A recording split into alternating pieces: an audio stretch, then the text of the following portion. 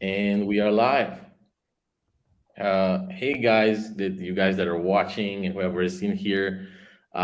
This is Pashov. He's an independent smart contract auditor, and he's from Bulgaria, which is a neighboring country to me, which is really really cool to see somebody from this part of the world grow and have this type of journey. Um, Today we're going to be interviewing him, learning more about what he does. But I was really really curious, and I didn't ask you privately this because I wanted to ask you here on the live. How old are you, Pashov? I'm 25. This year I turned 25, so I was born 1997. 1997, just like me. I had a feeling. I had the feeling. Okay, very good. Tell You me are 1997 as well? I'm 97 in November. Okay. Yeah. So I, we're I saw your username said 98, so I was like, it's a trick. hmm, It's all a trick. It's an illusion. smart. It worked on me. Yeah, and I try to not put a lot of information about me that is actually accurate online. Like Smart. even my name is not actually Alex, Hmm. but my family does call me Alex. It's like a Christian name that I was given, but it's not actually my legal name. It's a weird story. We're not gonna go into that. Yeah. Tell me a bit about yourself, though. Like maybe your childhood or anything that comes to mind, like stupid stuff like me not putting out my real name. Well, I'm with my real name. I can tell you this. I'm easy to find right now, at least. Maybe someday I'll go full anon on the internet. I don't know. But yeah, there are lots of stuff I can tell you. If you know me in real life and if you see me in real life, probably the last thing you'd say is this guy was a software developer, especially a blockchain developer, and now a cybersecurity engineer. I don't look like this type of person, I guess. I grew up in Burgas, Bulgaria. This is a sea town. It's pretty nice, but there is not a lot of business there. There aren't many young people, and usually young people do pretty much stupid stuff there, uh, fighting. Uh, I don't know, stupid stuff, and I have been part of this. Of course, I have grew up like this, but yeah, as I have gotten older and had to take more responsibility, I started doing some more serious stuff in my life. So I chose this career. I chose the software stuff. I mean, technologies related stuff. I knew there are great business opportunities there, and that's what I'm doing right now. Yeah, that's actually very similar to kind of me because I have a similar background coming from Romania, a small town. Crazy stories in here too. And I know you are kickboxing. How long have you been kickboxing? This is not related to the Yeah. smart contracts, but I think it's interesting to see the background. So yeah, I grew up doing a lot of sports, like probably too much, especially in high school. That is all I was doing, basically sports and girls. That was the only thing I was doing, and I don't know if it was very smart, but that's what I did. So I did a lot of powerlifting, and I did kickboxing, MMA, stuff like this. I trained for like 3 years nonstop while I was in high school, and I actually did some competitions. Didn't win a fight, but I haven't been knocked out as well. I lost with points for from some leg kicks or whatever, a bit stupid. But now I'm getting back to it. For like 3 months, for the past 3 months, I have been training and getting into shape. So I'm doing good, doing well, and maybe I will compete again. We'll see. Oh, yeah, that's a hard question. Like, after I quit, because I also did like I think 3 years of boxing, and I went to competitions. Same thing as you, just Mhm. obsessed about it. But I quit, and like I was eating a lot because when you're obviously you know this when you're training 5 hours a day, you have to eat a lot. Well, I'm Mhm. eating now just as the same as I was eating when I was training, and obviously I got fat. But I was actually thinking about starting training again and about competing. And it's really the question that I keep asking myself is why would I put myself through that when I have such a nice job and I don't really want to hurt this thing here? What do you think about that? Yeah, that's a great way of thinking. Actually, that was one of the reasons why I stopped. I mean, I stopped because I had some injuries, but then after my injuries were fine, I started thinking and I was like, uh, this is stupid. Fighting is very, very stupid. Why would you intentionally go and get people to punch you in the head, which is your main asset, and you are losing, you have brain damage or and whatever. But after having some online influences from people on the internet, I'd say this influenced me, of course. But I'd say every man, especially young men, need great challenges. We need great challenges, and especially when you get too comfortable, when things start going your way. And most people in the tech business, either as employees or as businessmen, are doing pretty well. I mean, it's not really hard. And if you live in the Balkans, you can call yourself rich. Rich is the correct word. I mean, you are rich compared to everybody else. So you live pretty good. But some people, I don't know. Even money for me, it wasn't about only success. It's just about being challenged. It's just about improving yourself, trying to help other people. So this is one of the reasons. That's why I think you and I both feel we want to compete, because we need a challenge. You are muted, yes. I was on mute and I was forgetting the combination to unmute myself. But I would actually like to see what you think on how like kickboxing has even influenced you in your career, because to me it feels like my job is, as you said, so comfortable and easy compared to like intentionally getting punched and physically punished for hours and hours a day. That feels very hard, whereas coding, it's mentally hard, but the discipline that comes from boxing or kickboxing or sports in general, I feel like that really is a pattern in people that achieve success in their careers. They, you, me, I know a lot of other people that have done the same. How do you think sports have influenced you in terms of like, you know your work ethic right now as a software engineer? I would say I can get this topic to talk a little bit about burnout as well, because I get so many people speaking about burnout. And because people know me now, people know I have a crazy work ethic. Basically, all I do is work all the time, and I like it this way. And that's what I'm advising a lot of people to do. But lots of people come in and say, "What about burnout? I'll get burnout and everything." And the first thing I'd say is, you don't have the right to use this word before you actually do sports and eat well. So first of all, this is very, very important to do sports and eat well for your energy, for your physical health and mental health, of course. And second of all, when you do sports, related to your question, you basically train your willpower so much, so that that's one of the best things young people can do. Especially when you are young, I think it has more impact then. But it's never too late to start. But when you were young, you did a lot of sports. You grow this crazy willpower, where you are used to challenges, you are used to tough times, so you can work very hard, very long, and you can be very successful. And I mean, I see this with a lot of people who are now successful with Web3 security or whatever. They always had some crazy challenges on the side, which they overcame. And I mean, it's just willpower. I guess that's what the secret is, and sports is one of the best way to gain this. Yeah, to test yourself, like test your discipline and grow it. um well, we took a bit of a dive in other subjects, but ultimately we should talk also about like smart contract auditing. Now, I know you actually quit college, you didn't finish it, which is what I also did. Um, how did you deal with that? How did you deal with maybe your parents telling you you're making a mistake, or maybe everybody telling you you're making a mistake? And how did you come to the conclusion, like, you know what, I know better than you, even though I don't want to say I know better than you, I know better than you, I'm quitting college?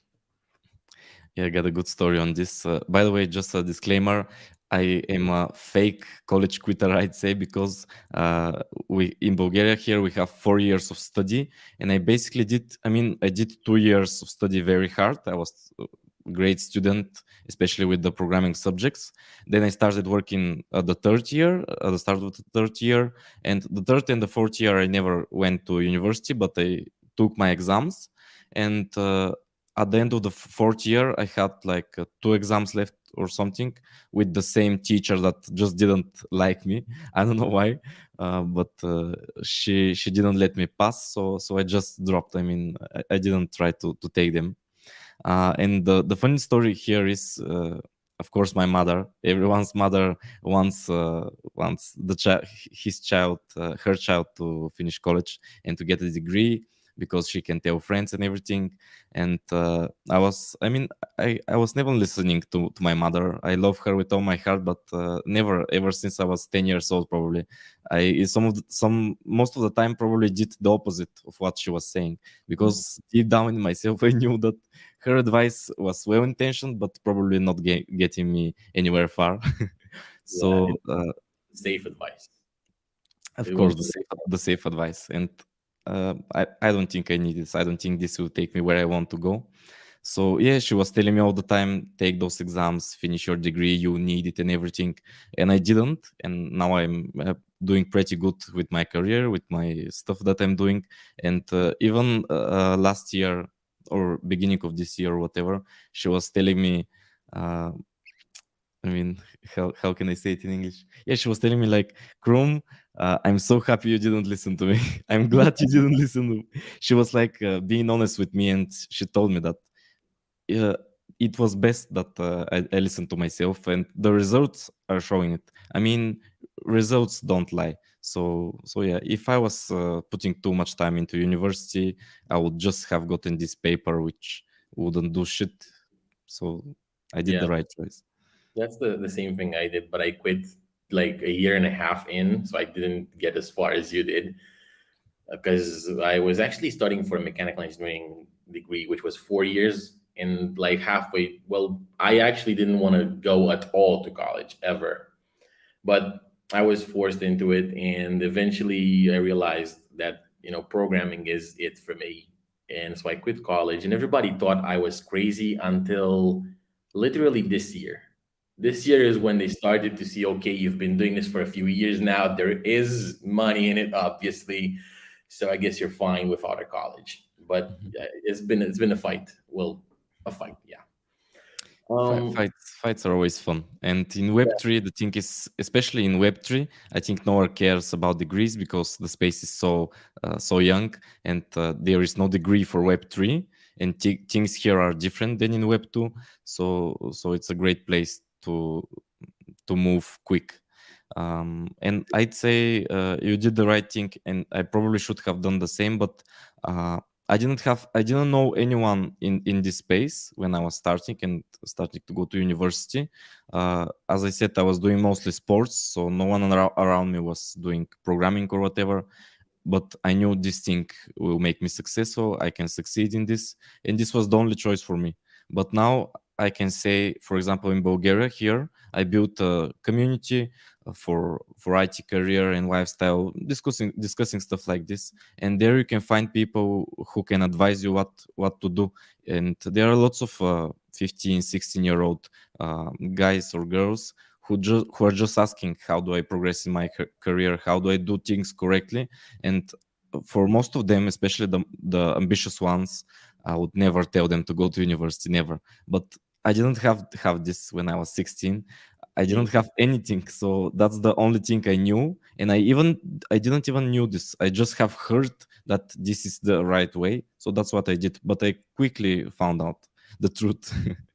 think the fact that you know English really unlocked you seeing this whole world. Because I see friends of mine in Romania who don't know English and they just don't see this world where you sit at a laptop in your room and you never really live here unless you want to, and you click clack on the keyboard and money appears in your pocket. It's totally foreign. The whole idea is totally foreign to them. And I guess that's why our parents don't really understand them, because they're not on the internet since they were young, like us do. Yes, Um, yes. I would say English is probably the first thing you can do. If you do not know English, don't bother with programming. Just learn English first. I have never been to English classes, never in my life. And my parents bought me my first computer when I was like fifth grade or something, which was pretty late. But ever since then, I was all the time on YouTube, and probably that's how I learned English the most. You just have to surround yourself with everything in English, and you need to do it right now. But I mean, if you are listening to this, you probably know English, so I don't know. Yeah, let's hope you do know English. Otherwise, it's Yeah, not going to be a very entertaining interview. yeah. But yeah, definitely. Like, even if you don't want to go into programming, I feel like it doesn't matter. I have a friend who's a marketer, and he literally does what he does only because he knows enough English to be able to have learned what he does and to meet the people that he met. English, I feel, is like mandatory in 2022. Yes, mandatory, completely, of course. I know that after you quit college, you got into initially VMware, which is a pretty big name, and then Nexo, which is also a pretty big name. How did you get into these? Because my start was very rough. Then again, I never went to college, so I didn't have that. But how did you get into these companies? So my first company was actually a small outsourcing company in Bulgaria where I worked for like 10 months, which I'm very grateful for because they took me out of university when I didn't have many skills, which was pretty good. And they actually paid me a good salary for a person this age. And yeah, I was working pretty hard there. And one of the greatest names at this time in the Bulgarian IT space was VMware. Everybody knew about this company. They have a great brand. They're a worldwide company, billion-dollar company, and especially in university, everyone wanted to be there. I mean, the smart people were at VMware. So I have always knew about the company. I wanted to be there. I knew they pay well, at least for the standards a few years ago. So so yeah, basically I was just working at my first company where they didn't give me a very big salary raise the first time. I mean, I always wanted to take challenges and do the best, but yeah, they didn't raise my salary a lot. They raised it with like after 10 months 100 euros a month raise, something like this, which was not good at all, but I was doing much better than in the beginning. So I was like, let's see what the market has to offer. And I went to a few interviews, and I went to an interview with VMware, which was very hard. It was a tough interview process, but I guess I used my charisma, and they liked me. So yeah, they gave me an offer, and I worked there for a year, and it was pretty cool. How, like, so you basically got jobs the traditional way, just applying and going to the interview. How long was the interview for VMware? Actually, they had a great process. I mean, especially this team where I worked at, it was just one day. I went in their office around 1 p.m. and I had three interviews, one after another, until 5 or 6 p.m. or something. It was very exhausting. I was like dead after the three interviews, but it's pretty efficient. I mean, this is how you do it, not dragging it for months. Like, why would you do it? So Yeah. I like this. This was a green light for me. You're actually right. It's very tiring, but also, like, I did an interview for it's a big crypto company. I'm not gonna give the name, but I did an interview for them, and the whole thing took 3 months in between the initial interview, the technical interview, another technical interview, then the leadership interview, because it was actually a staff engineering position as a DevRel. So it's not exactly fully technical, but it was a pretty cool position. But the interviewing process was just so lengthy, and well, it is what it is. Yeah, Um, it's a red flag. I mean, this tells you something is not really right in the company, and when there is something that's not right, probably there is more that's not right. So I don't like it. yeah, ultimately, I didn't like them because I want to relocate my residency to the Emirates to save taxes, Nice. and they did not like that, and I did not like them not liking that, and that was kind of the blocker in there. Yeah.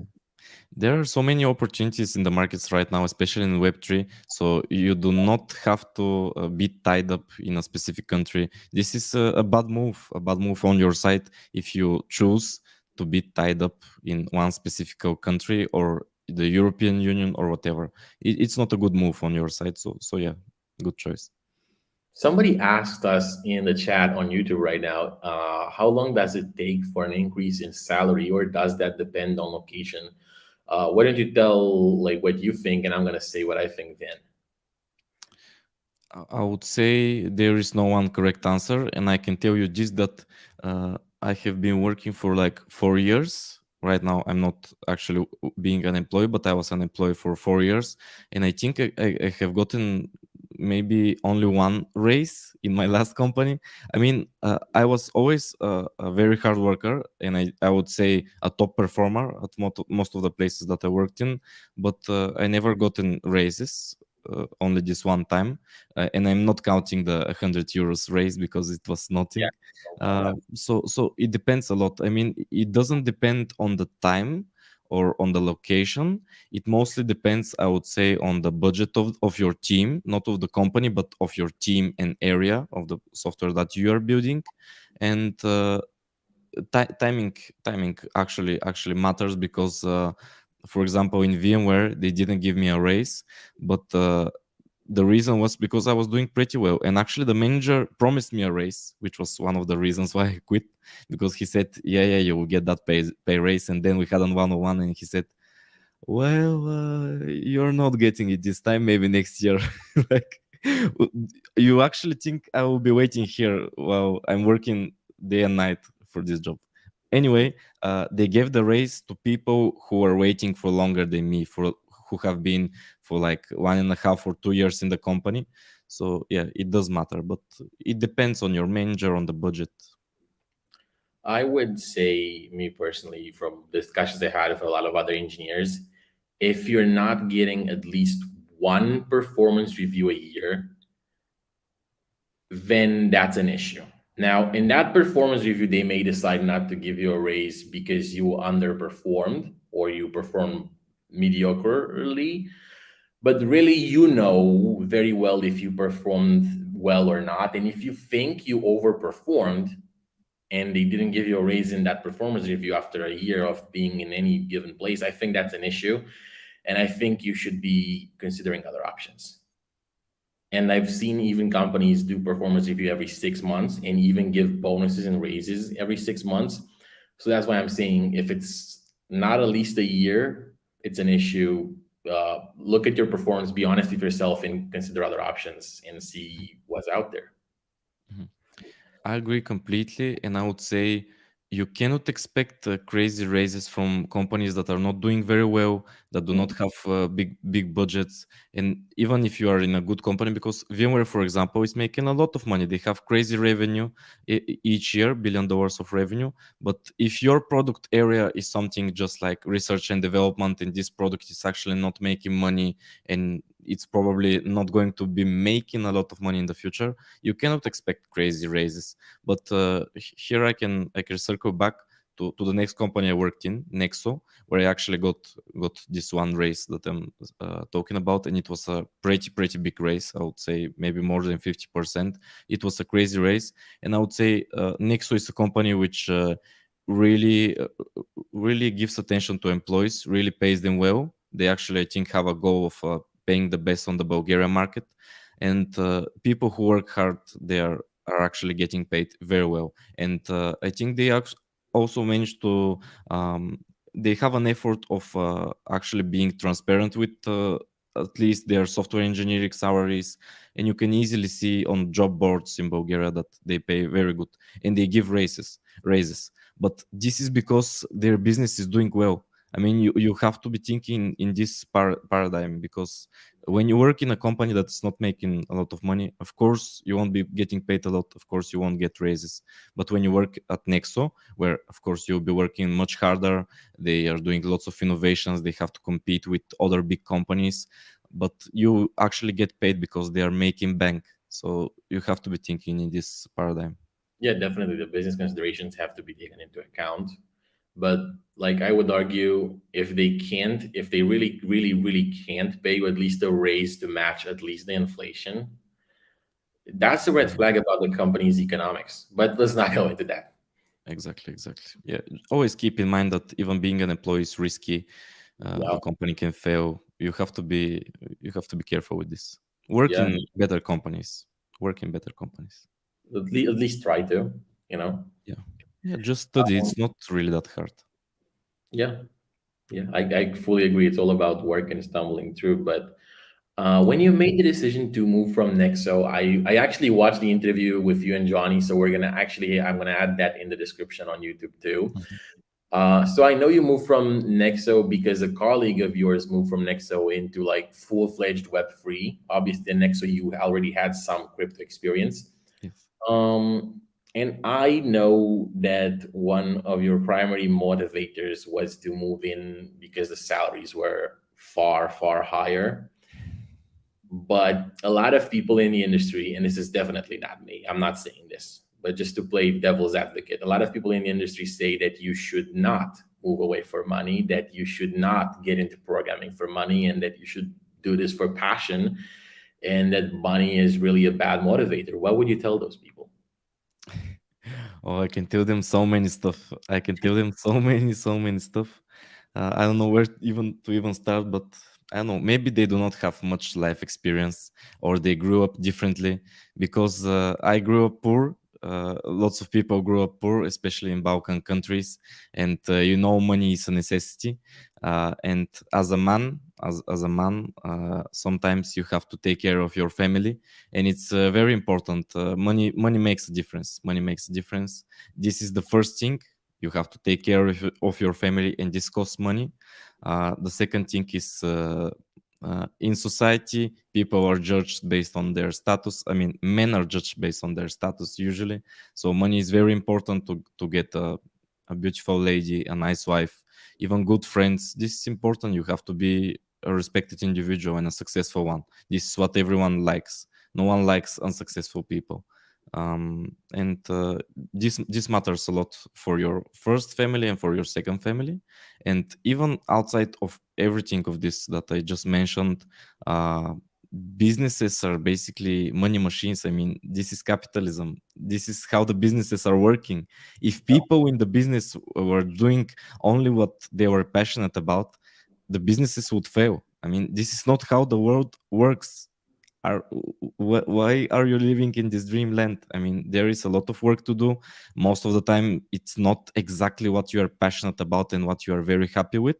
If you are lucky, you will be doing more of the stuff that are fun to you, but a lot of the time you have to do things that you do not like a lot. And I have this one saying that is, everyone is working. Everyone, I mean, everyone who see on the street has a Yeah. job, and everyone is working, everyone is putting the hours. But some people are getting paid less. And I mean, you have the power to change this for yourself at least. Why work 8 hours and get paid, let's say $100 an hour, when you can be getting paid $200 an hour, or Yeah. whatever numbers? I mean, why? I mean, it takes more effort, but if you have the time, why not? And actually, money is the main driver with which you can make any change you'd like in the world. Everything happens with money, of course, but I would say these things, I mean, it's pretty natural to think of those. I mean, they are obvious to me. I don't know. Yeah. This is the thing. I think you said it very well when you said that if you come from the Balkans or from other, I guess, second, third world countries, you understand this perfectly. It's like, if I have more money, I can give my mother a better house, or I can pay the bills without worrying, hey, how am I going to pay the bills next month, or stuff like that.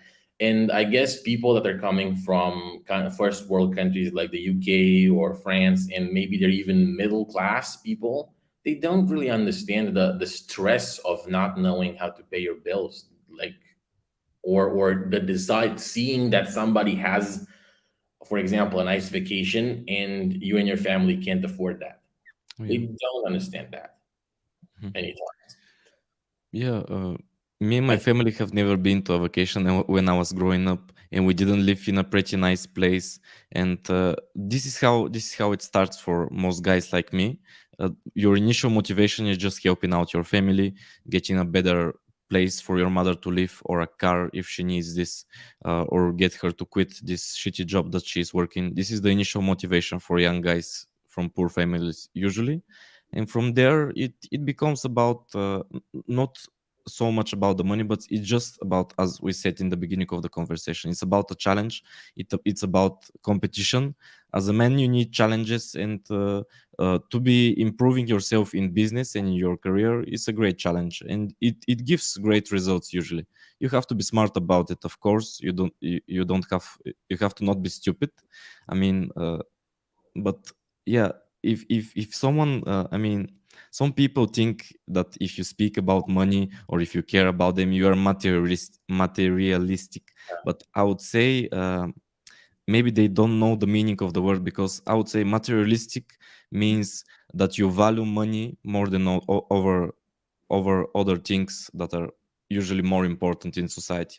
But I would say even if you value family, friends, health, and everything, none of those things that I just mentioned will happen if you are poor and if you are not successful. You will improve everything you value in life when you are successful in business and in your career. So be mindful of this. Think about this.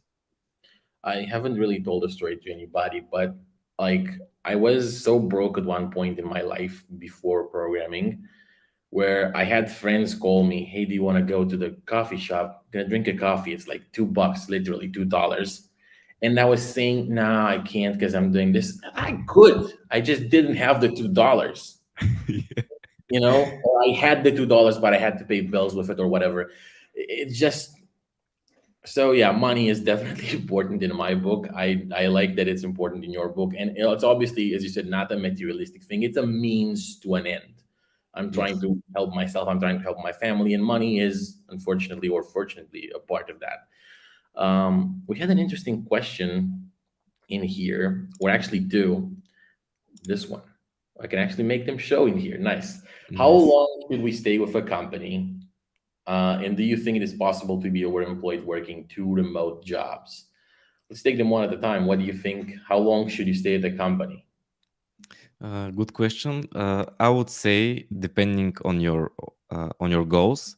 If you want to be making as much money as possible and progressing as fast as possible in your career at any cost, I would say around 1 year, 1 year and a half. This is the maximum.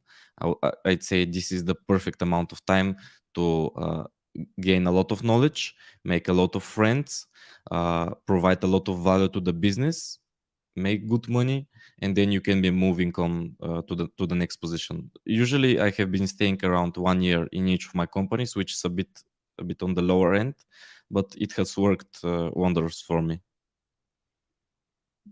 What I would say is that this is not even, I guess, the to me at least, it's not necessarily the right question to ask. If you're at Nexo and you like your colleagues and you like the work and you feel challenged and you're getting a 20% raise every year, so you're happy with all of these metrics that are important, why leave Nexo? Stay there for like, and I'm actually gonna share in here a YouTube channel from this guy that has been working at Amazon for like a decade. He's like a principal engineer. He's got a really cool YouTube channel.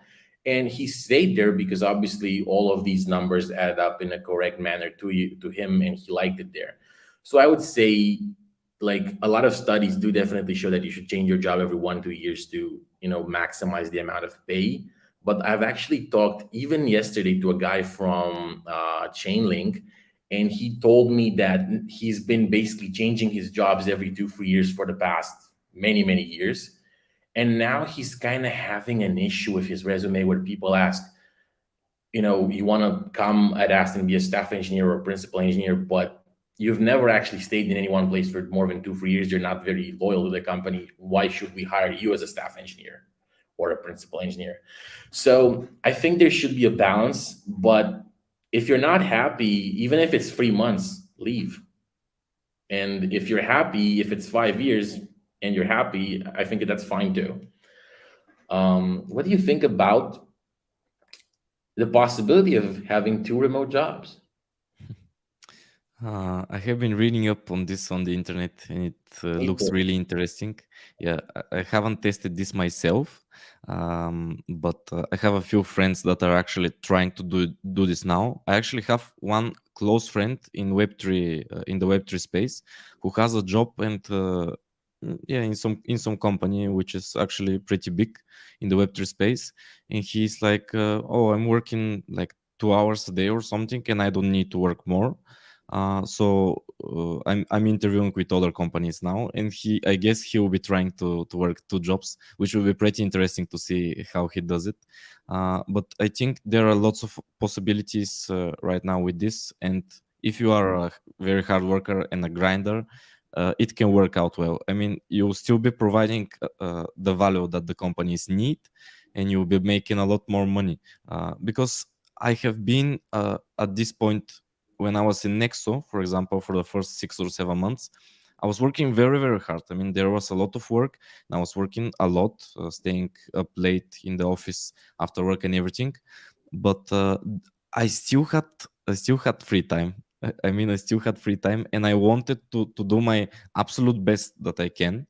And if you feel this way, and you are working out, and everything is fine, and you still have time, and you are going out with girls, this is important, and if you still have time, then I think taking on a second job is a very smart decision, and that's what I did. But I was a bit lucky to get a part-time job again at Nexo, so I was working two jobs there, which worked out for the best. But even in two different companies, it can work, especially when they are remote. Yeah, I totally agree. Like, if your performance is good and nobody is complaining, why is it an issue? And also, like, even if, like, there's plenty of hours in the week, like you just said, like, you're gonna work, especially if you're working remote and there's no commute, 40 hours here, you can probably find a way to work at least another 20 hours. Like, I personally, when I account for studying stuff, reading and all that stuff, I definitely work more than 50, 60 hours a week. So if I wanted to get a second job, I think I could fit it in. And I think a lot of people could fit it in. And I think this is fine. Yeah, if it works for you, it works for you. Mhm. Yeah, most young men have a lot of free time. I mean, endless free time, and they are spending their time watching Instagram reels or Netflix shows, which is stupid. This won't improve your life. It won't improve your family's life. Yes, you have to take rest. Yes, you have to do fun activities, but those are not even fun. I mean, when you want to do fun stuff, do something cooler. Drive your car, in the mountains, go out with a nice lady in a nice restaurant, stuff like this. Do not be wasting time.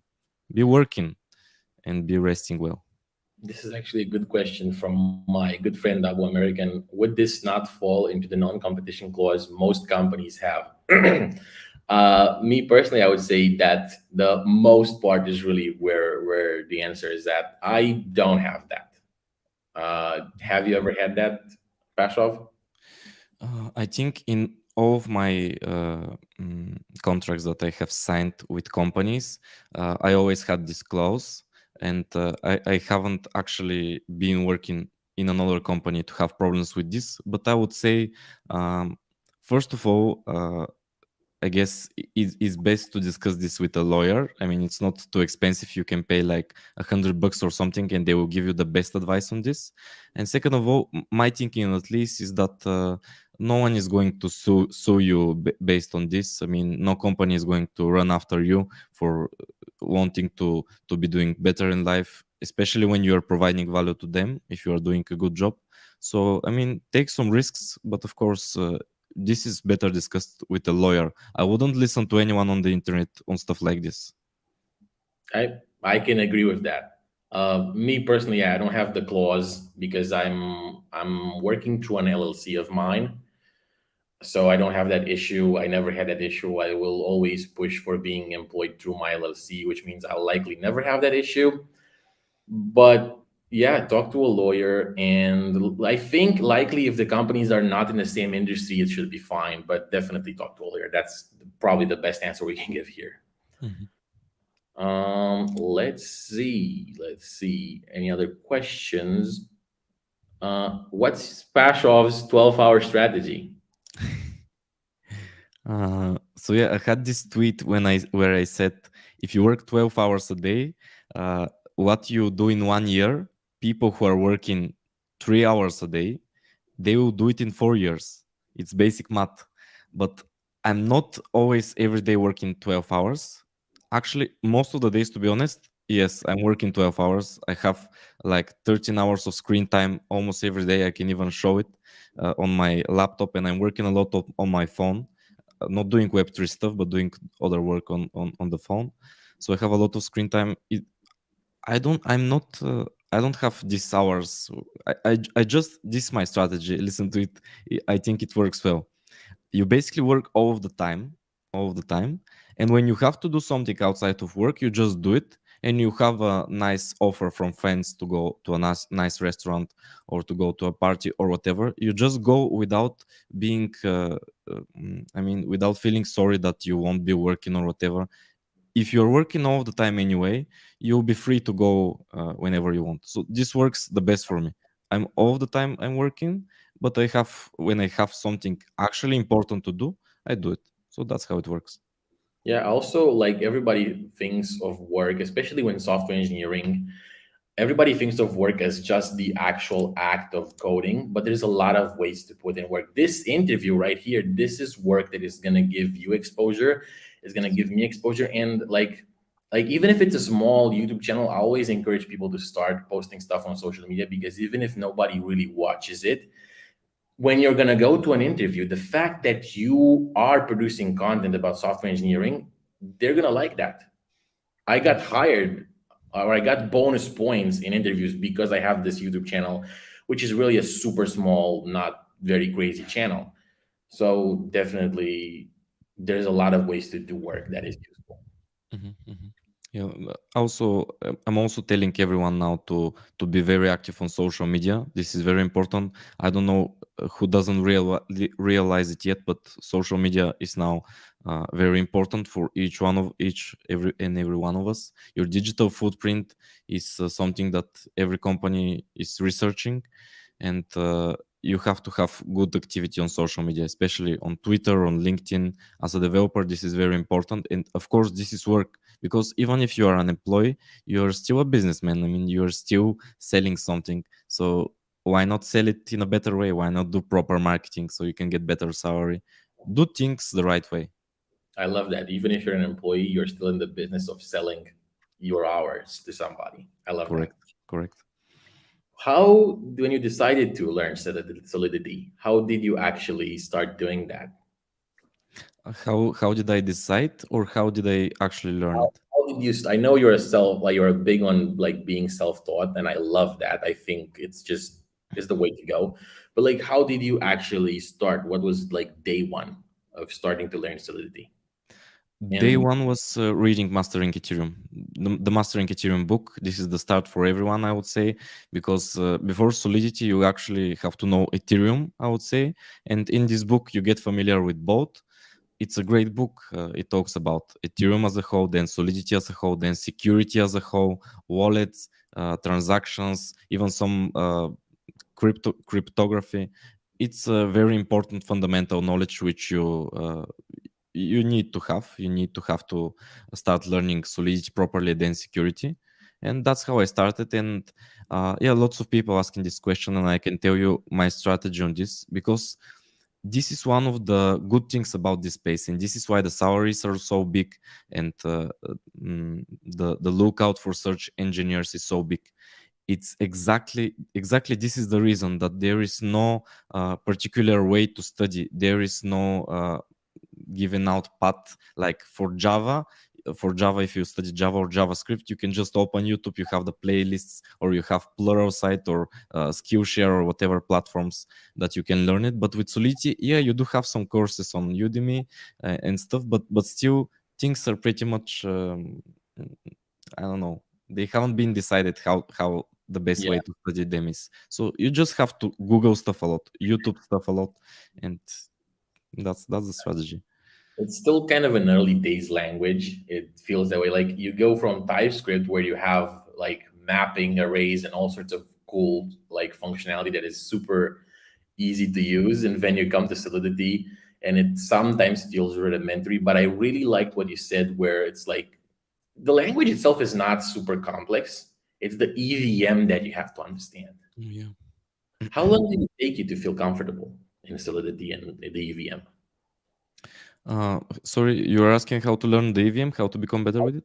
I asked how long it took you, like how many months of work did it took you to feel like, okay, I could actually do this, to feel confident. Um, so what can I say? Maybe I started studying Ethereum as a whole around, I don't know, May of last year, 2021, and actually on July or August, I already started forking some projects, copying code. Even though I didn't understand most of the things, I tried deploying it on test nets with Remix or whatever. I was just trying things out. I wasn't waiting to feel that I'm good enough now. I was just trying things out, writing some code here and there, then learning something, then getting back to code and doing this cycle. And yeah, until the end of the year, so maybe 6 months later, I was doing pretty well. And then around February this year, I started looking for a job, for a Solidity job. I did a lot of interviews, and I was actually doing pretty well with interviews. But this is one thing I can tell you. I wouldn't say interviews are very hard. I wouldn't say interviews are very hard because I don't know, they cannot ask too hard of a questions because people just do not know them, especially people who are like me, who didn't have previous Ethereum experience or Solidity experience. I mean, interviews are not very hard. You can find all the interview questions online. If you just Google search Solidity interview questions, Ethereum interview questions, blockchain interview questions, if you learn all of those, you probably would do good on interviews. So yeah, I, to answer your question, I don't know. I probably never said to myself, "I'm good enough. I'll do it now." I was just doing stuff, practicing and learning. Not only learning or not only practicing, doing both at the same time. And when you do this for 10 or 12 hours a day for like 5 or 4 months, 4 or 5 months, you'll be good at it certainly. Yeah, definitely. It's also of note that you did all of this while working a full-time job, which I think is definitely really, really awesome and an inspiration. But Uh, yeah, go ahead. You were saying. Yeah. As I said earlier, I mean, you have a lot of time. You have a lot of time. I think most people do have a lot of time. Now, if you are older and you have a family, you have kids, or you have something more important, I guess it's harder. But I have met people that actually do have kids and do have families and still find the time, even though they have a day job. So you can always do it. No excuses. Yeah, I can agree. It might be harder. You might move along slower because you obviously put in less time, but you can still make some stuff happen. Yeah, When and no one cares that it's harder for you. I mean, yeah, uh, your family needs you to provide for them, needs you to be a good son or a good husband. So do what you have to. I mean, you have no other choice. What I else love are you going to say? Oh, it's hard. Sorry. I No. love your mindset. I love your mindset. I think we're thinking very, very closely. I love this mindset of, look, this is what has to be done. It has to be done. Mhm. This is manly. I mean, this is the basis of masculinity, I guess. Just to do what you have to, not what you'd like to. I mean, yeah, I would like to watch that Netflix show. It's pretty interesting, but I have work to do. My family is counting on me, my Yep. friends, and the people that are following me also. I need to be an example to follow, so it's important to do the work. How big is your community and how much pressure do you feel right now to set an example to them, a good example? It's actually pretty small. I can say I intentionally didn't make it too big. I can blow up a lot on YouTube right now in Bulgaria because of the stuff I'm telling you, the money I started making. I still haven't gone in this direction because I don't know. I'm not that interested in this right now. I would like to help a lot of people. I would like to help younger guys, girls, everyone who needs need some guidance, I would love to help them. But of course, I have a few things that are more important right now. For example, being successful in my own life, so I can be a good example. Um, so yeah, I'm not putting too much time into growing this community. On YouTube, I have like 2,500 people, but I'm most active on Discord, where I have around 1,000 people. But all of them, I would say, almost all of them are active. I always kick out the inactive people each week, and most of the people there are interested in IT career, lifestyle development, everything. So they certainly look up to me, I guess. I'm not feeling too much pressure because I don't know. I'm doing what I know. I have confidence in myself that I have a good mindset, and I'm a good example, a good leader, you can say. And we will see the results will say everything. If people are succeeding in this community, if they're making good money, if they're helping their families, then my goal is completed. So for now, it is working pretty well, I would say, and it's entirely free. I mean, but it's a Bulgarian language, so Yeah. yeah.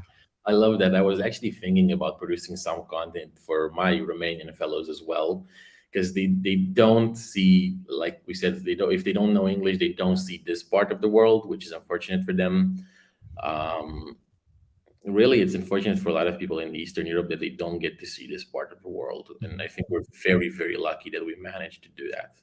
Yeah, it was mostly luck, I guess, but still, uh, us successful people, me and you, in our countries, in our communities, I'd say we have a duty. We have a duty to do this. Like, you can call it a non-profit organization or whatever. We need to help the local communities. This is pretty important. I feel this is a mission of mine, even if it's just helping my 2 or 3 best friends.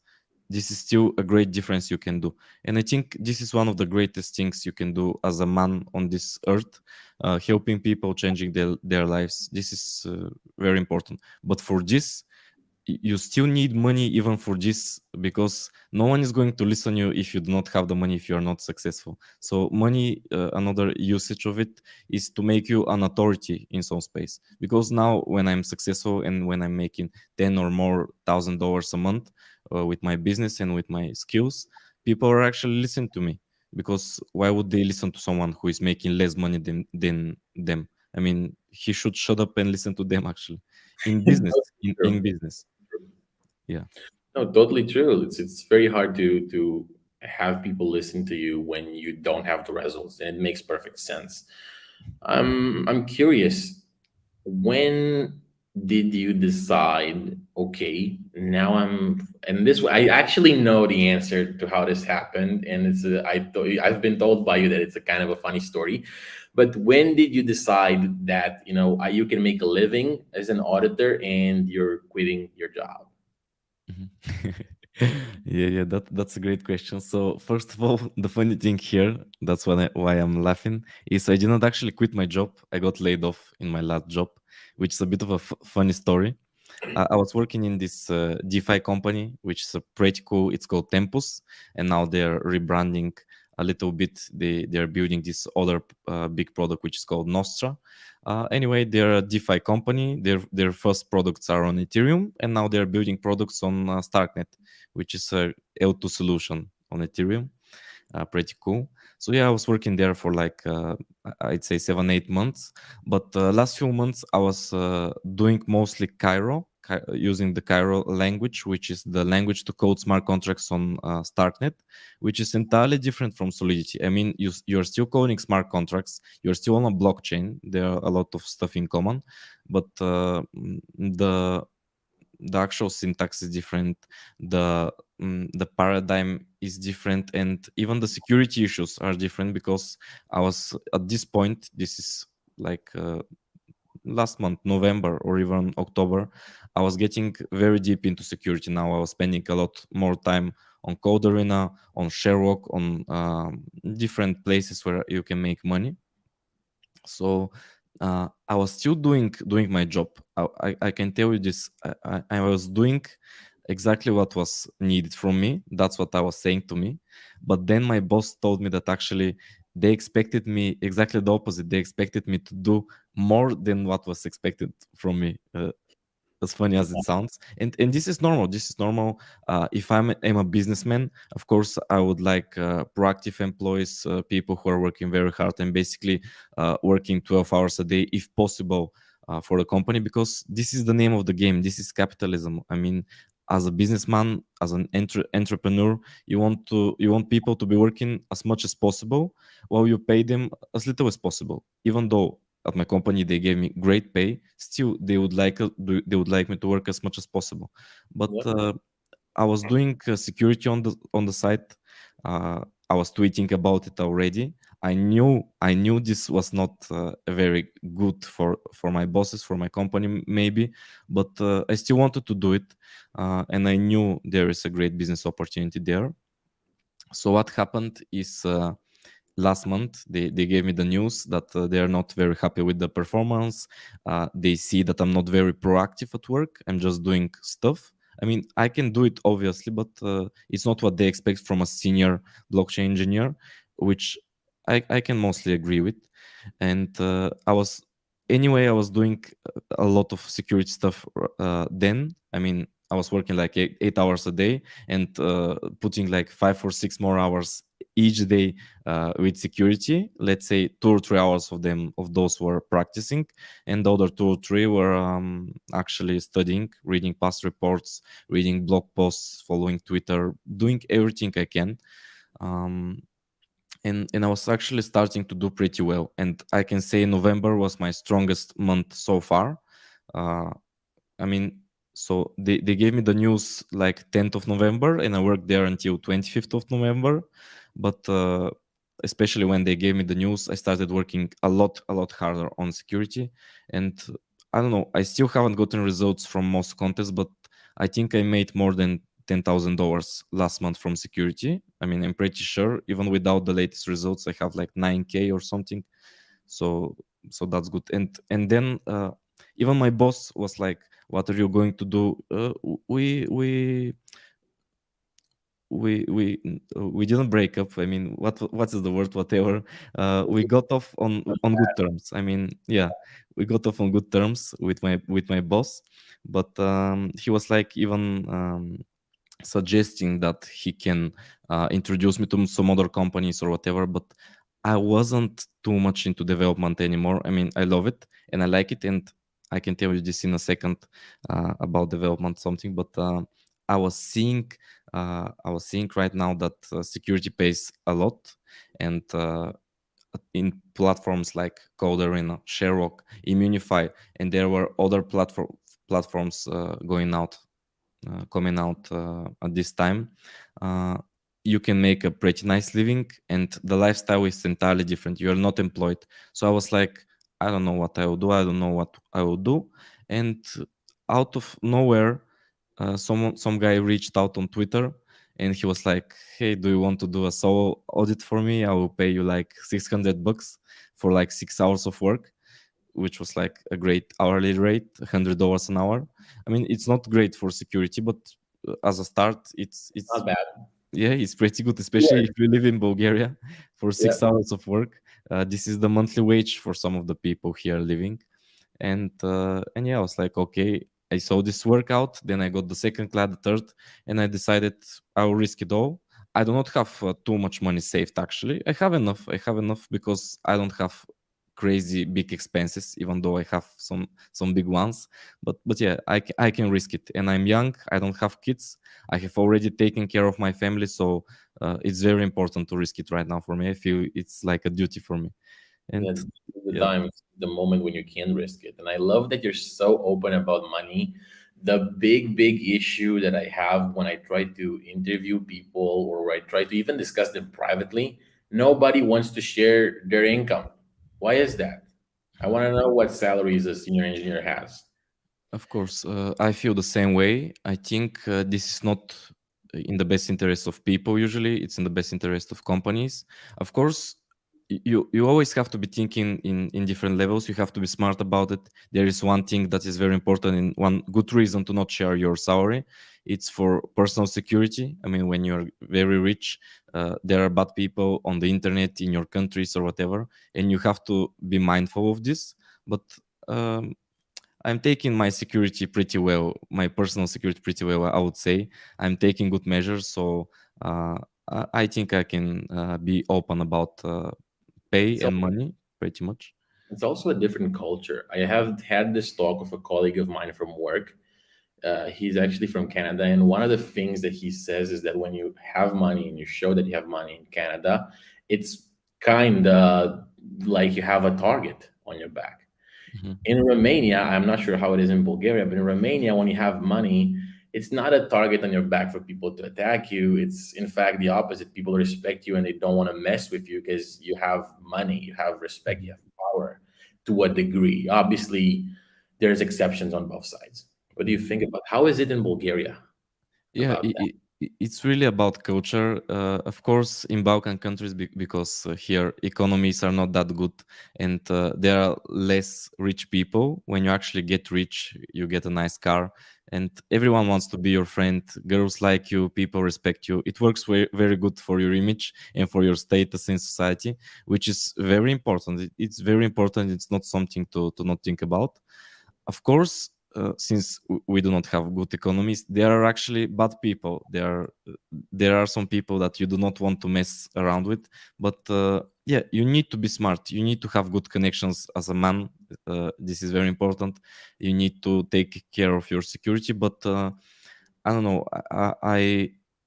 Living the life of a coward and being scared and not expressing yourself, this is not a life I would choose for myself, and I wouldn't recommend it for anyone.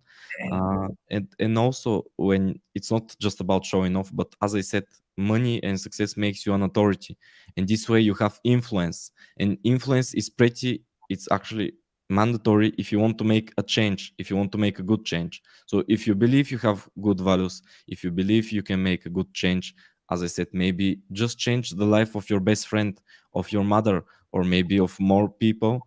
Yep. It's all good, and sometimes money help with this. So yeah, It it's good to talk about it. Sorry. a lot of times I would say. Yeah, most of the time.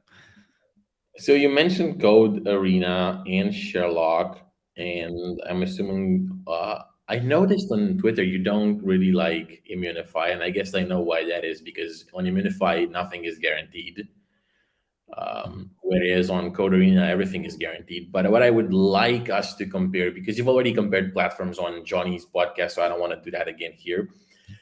How do you compare using these platforms and kind of hunting bugs versus being hired as a freelancer or as an employee, uh, but auditing? Which um, how do you compare them? Being hired as an auditor, not as a developer. Yeah, as an auditor, Mhm. definitely. Yeah, it's pretty different. I guess the incentives are different because I'm also all of the time. I mean, almost every time that I do an audit on Codorina or on Sherlock, I'm the thing I care the most probably are not the rewards, but the time I'm spending. And I don't know if that is the correct mindset, but that's how I have been going through it for now because I have been pretty much a beginner and I cannot find the big critical issues, which are very rare. I cannot find them yet. So I was always trying to spend like 3, 4, 5 hours at most on each contest. And with this approach you try to do stuff as fast as possible, and when you have multiple contests in parallel you want to participate in all of them and whatnot.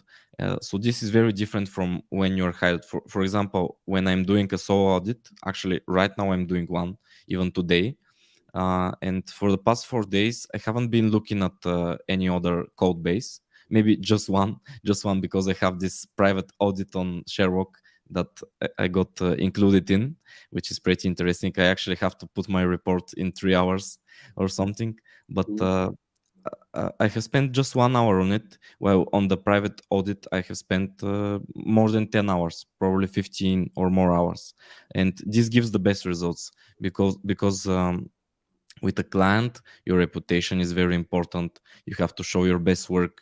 You need to find those medium or high or critical findings so you can brag about them or do improve your brand later. So you have to do your best work there, while on Code Arena this is not a bad thing. It's actually a great thing, because you can have only 3 hours, let's say, of the day. Exactly, you are working a normal job, but you have just a few hours after work. Well, here you can just do 3 hours of this coder in a contest, and you can still get paid if you make a nice QA report, which I'd say does not take too much time. You can make like $200 or $300 easily if you format it correctly and everything. And this is a pretty good amount of money for not too much effort. Uh, so yeah, but both models are pretty different. The incentives are different. Yeah, definitely very, very different. I noticed that lately on your Twitter, you were posting about actually getting employed as a freelancer. So that's why I thought this is an interesting question. But how, well, there's two questions that come to my mind right now. One is about the auditing process in specific, one is about marketing yourself as an auditor. Big one. Um, yeah, should we talk about marketing? Do we talk Yeah, let's about? talk about marketing. How do you market yourself? Yeah, this is pretty interesting, because yeah, right now I'm taking on this very very challenging journey where not many people are doing this. And I mean, this is really, the definition is a blue ocean. It's too big. No one, the possibilities are endless, and no one is actually doing this. Not many people. So what I'm doing right now, for example, is, as you see me and you have found me through via Twitter, I'm trying to tweet every day, provide some value to people, actually post some good stuff on there. And on LinkedIn as well. I mean, I'm trying to be pretty active on social media. And when you actually go to this point in your career, and you want to take such a challenge to be a freelancer or do work by yourself, to not have exactly a boss, or actually to have partners or to consult people, I mean, it becomes very different, because then if you are not working for an agency, if you drop that middleman, for example, there are such agencies. I think TopTow is one of them, where they are a middleman, and they will actually find your work. They will probably scope it for you. They will price it and everything, and they will get a cut of your work. But if you want to drop this and to do this like a fully fledged businessman, you have to do a lot of stuff. You have to do marketing, you have to do sales, you have to do the pricing, you have to do the correct strategy that you want your business to decide the direction of your business that you want to go in. For example, I have started as a sole auditor. Right now, that's what I'm doing. But I need to be finding clients, and that is not very easy. I mean, people do not know me yet. Uh, Yep. I have gotten some followers on Twitter, some followers, but 3 weeks ago, no one knew that I existed. Even, especially companies that have big budgets, why would they work with me? So right now, what I need to do is a lot of marketing, a lot of uh, just showing people that I actually exist, so they know I exist and I do good work. I should show my work, and then I should do sales. I should know how to close clients. I should know how to speak to them and everything. But these are very different skills from auditing. I mean, nothing in common, nothing. So, but this is how you do well in business, I would say. So long term, do you want to keep on taking care of this business part of it and be solo, or would you prefer to either like focus either on Code Arena or get a job at an agency? What's your plan for the next few years? Uh, I'm thinking about it day and night. Every day I'm thinking about the strategy. I would say your strategy in life and your personal goals are the most important things, because if you do not have a clear target, you can never hit it. I like to say this. It's very important to have a clear target, to know what you want. This is very important. And I still haven't decided completely. I'm moving in the right direction, I think, but I haven't decided. We will see where this will grow. One thing is for sure, I won't be. My goal is to never be an employee again, to never be employed, to not work for a company or even for a consultancy company or whatever. I think I have the skills and the capacity to do all of the stuff myself. And yeah, we will see in which direction I will go. But one thing I can mention as well is one of the even two of the tier one companies in the space. There are some companies that everybody knows that are doing security audits have reached out to me, and some other companies have reached out that are not that famous, and they see my activity, they see my audits, they like it, and they want to get me on board at least to do an interview with them. But I think I will risk it. I see some people, you see them as well on Twitter, that are showing their winnings on Code Arena, on Sherlock, and some people are making crazy money. Crazy Yeah. money. Yes, I'm sure those people are very smart. I think they're very smart, but I think most of their secrets is that they are working day and night. And if you are ready to pay this price, you probably get very near their results. You need some time, and you have to be quick about it because other competition is coming in and everything. But in my spot where I am, I will try this. I will try to work as hard as possible, especially 2023. Probably for the whole year until December, I'll be working as hard as possible, very very hard. And my goal is to basically, uh, I don't know, learn all of the attacks that have happened, at least because there are not that many. How much are they? How many are they? Probably 200-300 that are for more than $50,000 uh, of an attack on the blockchain. And when you learn all of them, when you have read all the Code Arena reports and the Sherlock ones and some of the reports of the other companies that are big, I mean, you will be on a pretty serious level. And this is my goal for now. You could technically, I've seen your numbers, right? Technically, you could just leave just from Code Arena and Sherlock and not even worry about freelancing at all if you wanted to do that. So, Probably yes, probably yes. To be honest, to be 100% honest, I'm not giving my best on Code Arena and Sherlock. Most of the contests that I have done lately, I have been putting like 1 or 2 hours. It's like crazy how little of a time I'm putting in, especially with the last Sherlock contest I did. It was so cool. I mean, I put in like 40 minutes or something, and I got two findings which were pretty obvious, and I got paid almost $500, which is crazy for 40 minutes of work. This is crazy, and I think because there are lots of contests on Code Arena right now. I think you have three, and you have two or three that are about to start. So you can be making a lot of money. But yeah, right now I'm prioritizing a bit of learning over my money right now.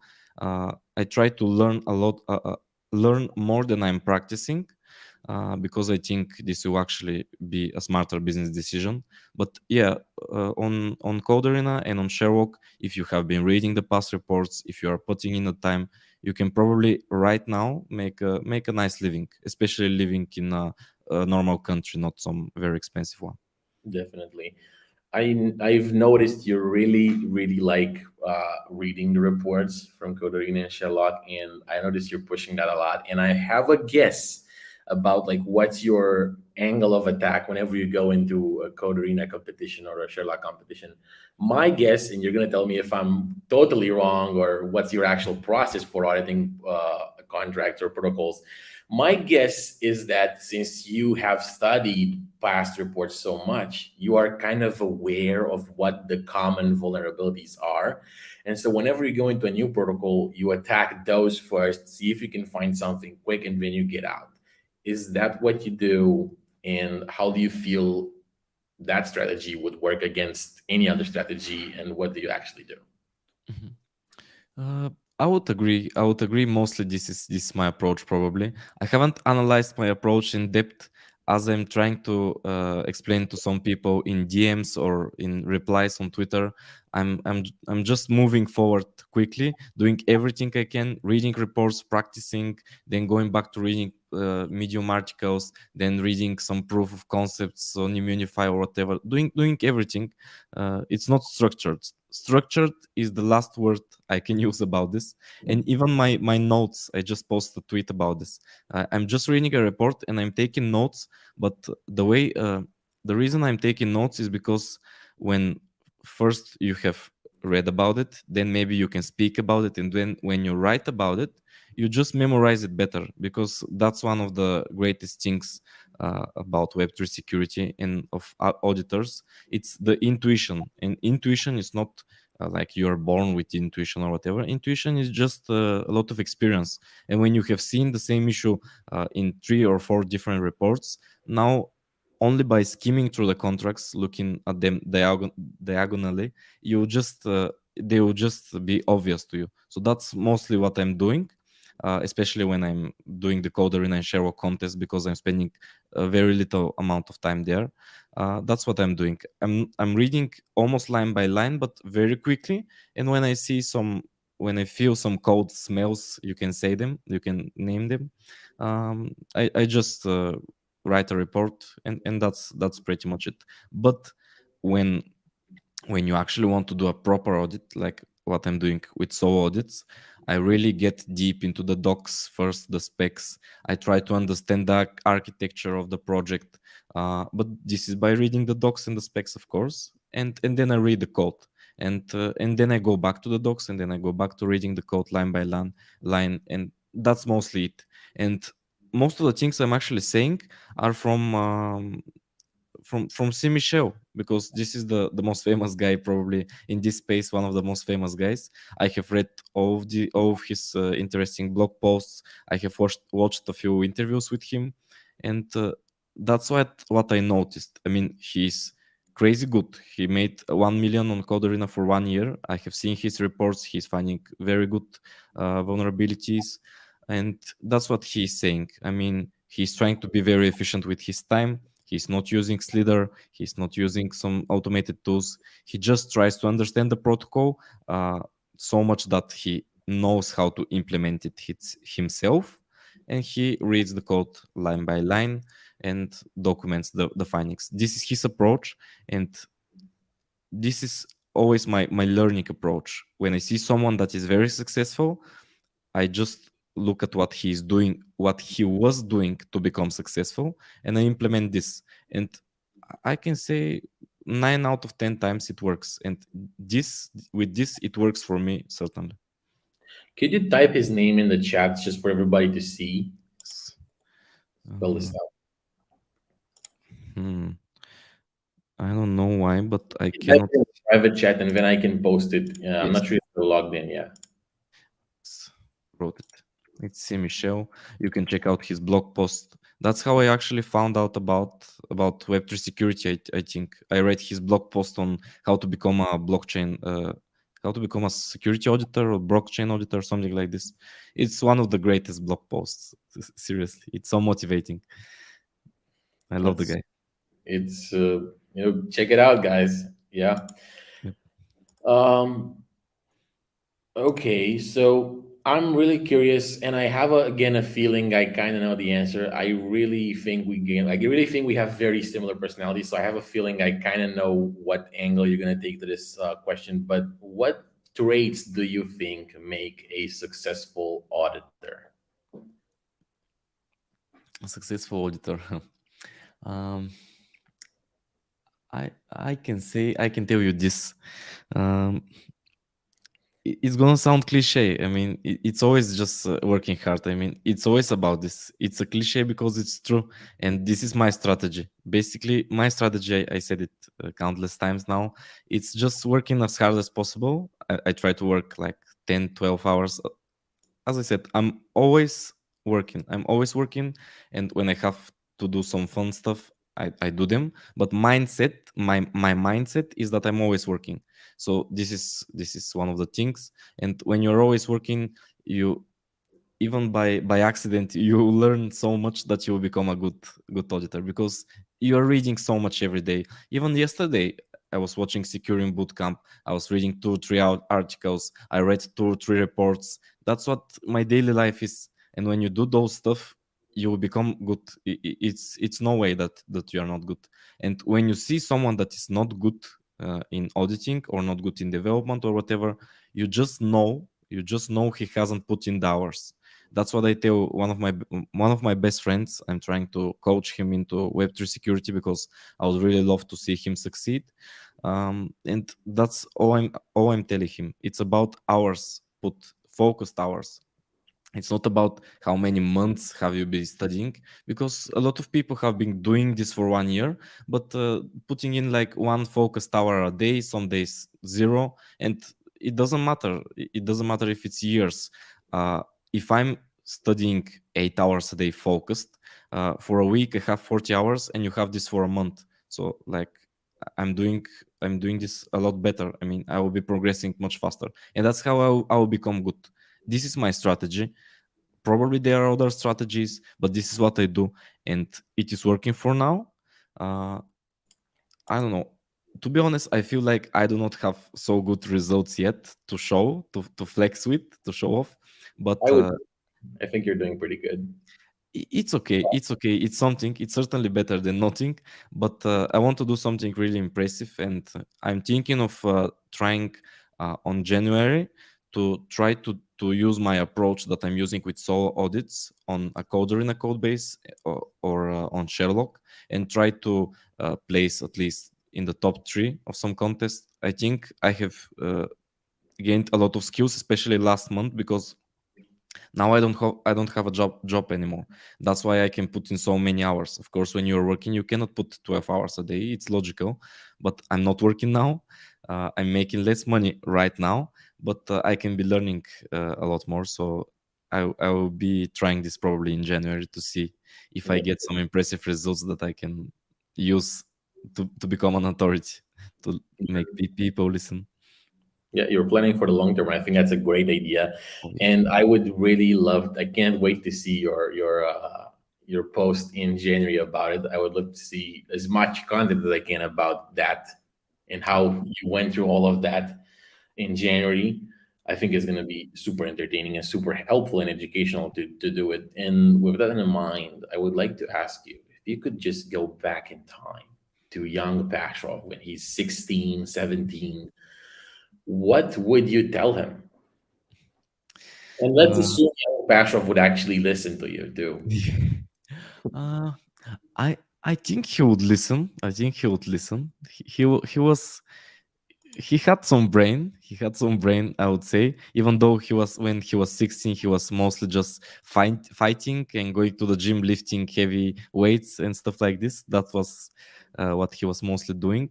But I think he would listen to someone who has been some kind of successful, and who has helped his family and everything.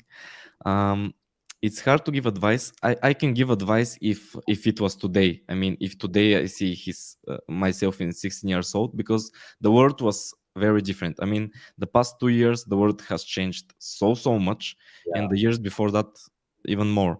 So when I was 16, it was like 9 years ago, so it was very far from now. But if I meet him today, um, I would probably tell him to join my community. I don't know. I really feel this is one of the best things, because that's what I'm doing it. That's why I'm doing it.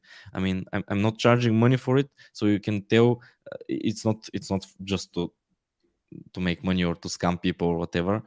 I really think we are making a difference there. I think I would give him nice directions, tell him to start earlier, to improve his career, and probably when young Krum got to 19 or 20 years old, he would have already been very successful, probably making six figures in US dollars a year salary.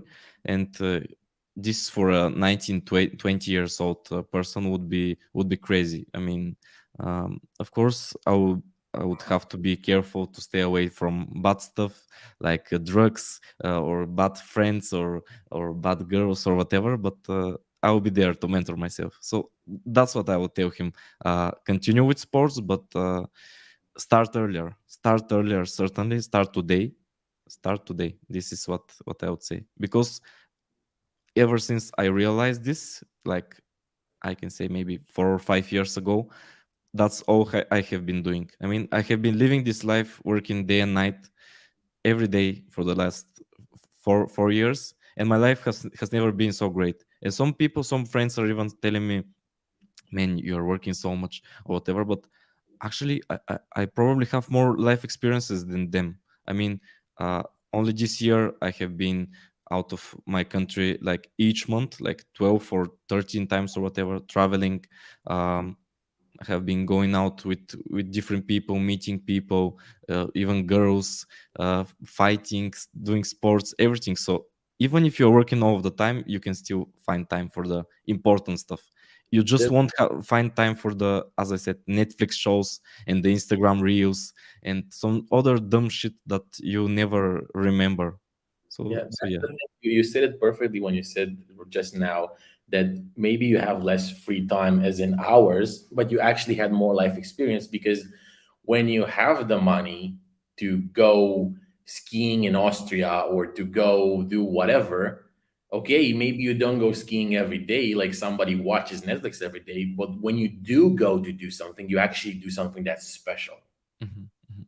Yeah, and I do things exactly as I want to do them. I mean, I go to wherever I want. Maybe I don't know. Maybe I wouldn't like to take a train or a bus. I would like to take an Uber or a nicer car or whatever. I would like to get myself a car, for example, to go around some island. Now I can do this. I have the money. I have the means to do it, and everything. You can live a better life with higher quality, more comfortable.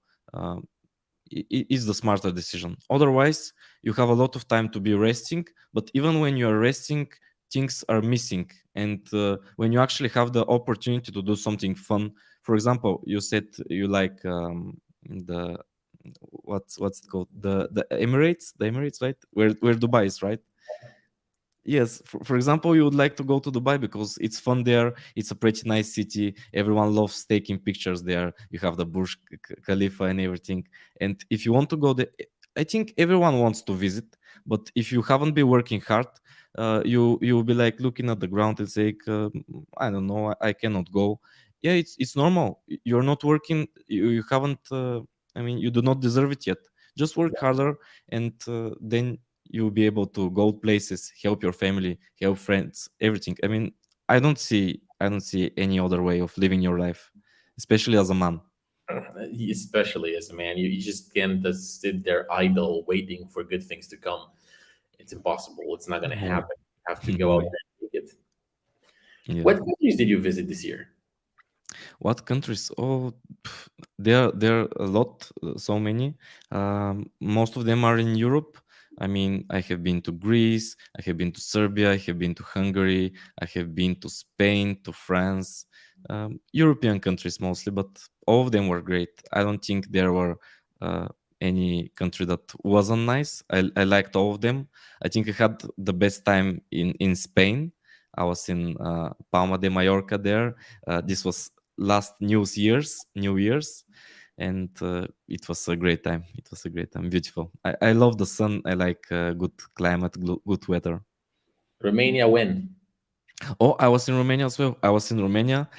Yes, I think I actually told you I was driving on the roads of the Transfaragashan. Is that Yeah, how yeah. it's called? Yes.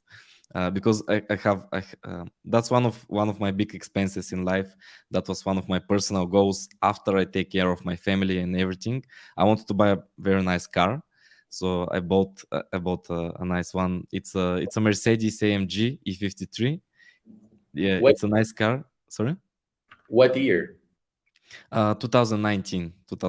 Not the newest, but it's pretty new.